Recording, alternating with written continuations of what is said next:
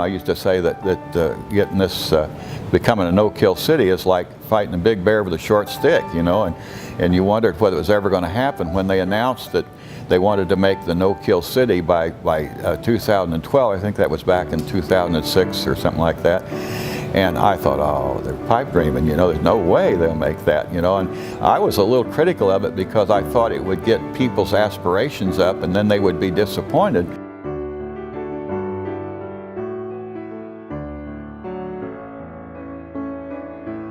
It caught fire and more people got involved with it, and organizations, and the city said, okay, come into this, help us do this. And so they welcomed these groups come in, and they set up a program which I think is tremendous now. They've got you know, a dozen different groups. Some of them foster animals, some of them deal with cats. We had the trap, neuter, and release deal with feral cats. And it wasn't just the Humane Society Animal Defense League, because that's all it was back in those days.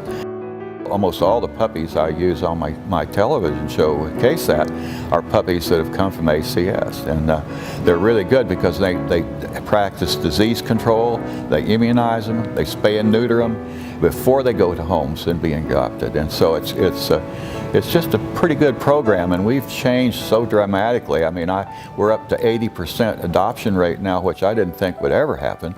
And I think we're going to make the 90% become a no-kill city. I really do.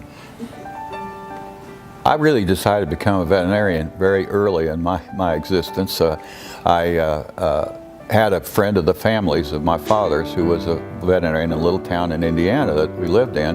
He, of course, was a mixed practitioner, and so I really got interested in that, and he was a great mentor.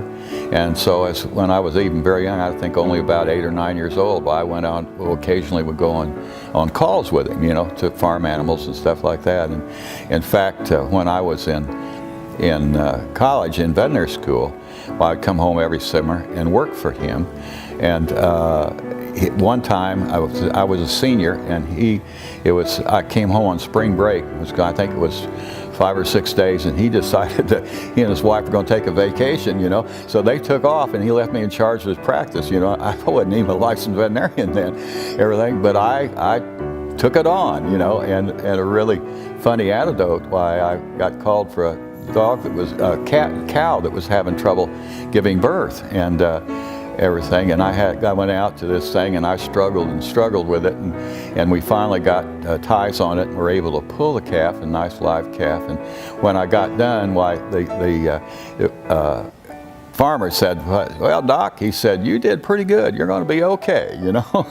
So I started a practice out on North Broadway, where I leased an old hospital that was there, and everything. And so I was so hungry and interested to build a practice that I would take any vet calls and all those type of emergencies, and we had an answering service then. And so I was on the go all the time. And then in the process, because I was the only veterinarian in town that would treat animals other than dogs and cats, and birds and caged birds, and even reptiles and some of those kind of things. Well, I got interested in doing that, and I felt an obligation to do it, because no veterinary medicine just ignored all those animals really at the time. We didn't have a practitioner in this area that would look at them or treat them. So in the process, why all of a sudden I had the Dr. Votborg from, then it was Southwest Foundation, where the baboon and primate colonies are, and he came to see me and asked if I could take on their veterinary work on a part-time basis. And I was just starting to practice, and boy, I jumped at the opportunity to do that. It wasn't shortly after that Fred Stark, who was the director of the zoo, contacted me and wanted me to do work for them too. So I actually ended up having to hire an associate in my practice, so I had enough time to go to the zoo and to Southwest Research. And I used to go to my office on Broadway at about 7 o'clock in the morning. I'd see we didn't work on appointments then, it was just an open clinic. And so I would see people before they go to work and with their pets and stuff, and be there till about 7:30, 7:45, and I would then drive around Loop 410. It was 17 miles, and I made it in 15 minutes. It was a country road then, and to Southwest Research, and then I would be there for about 2 or 3 hours, and I would leave there a little before noon, about 11 o'clock, and go to the zoo.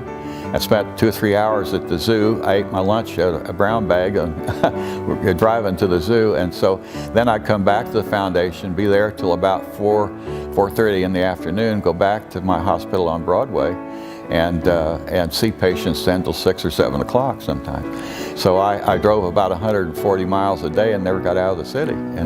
But it was a challenging and probably the most gratifying part of my whole career. It was just so exciting. I was getting involved in things that no other veterinarian was, and it was so gratifying to be able to do those things. And so it was a great trip, it really was.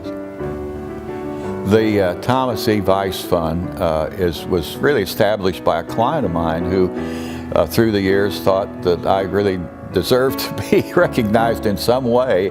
She was so happy about the service that I gave her and her pets through the years, and she's been active in that realm, and so she established that.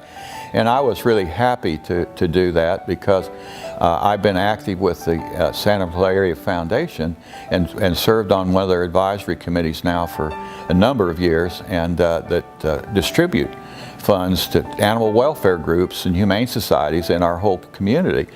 And so we set this up so that this fund would be utilized for that purpose and to help us reach the no-kill city.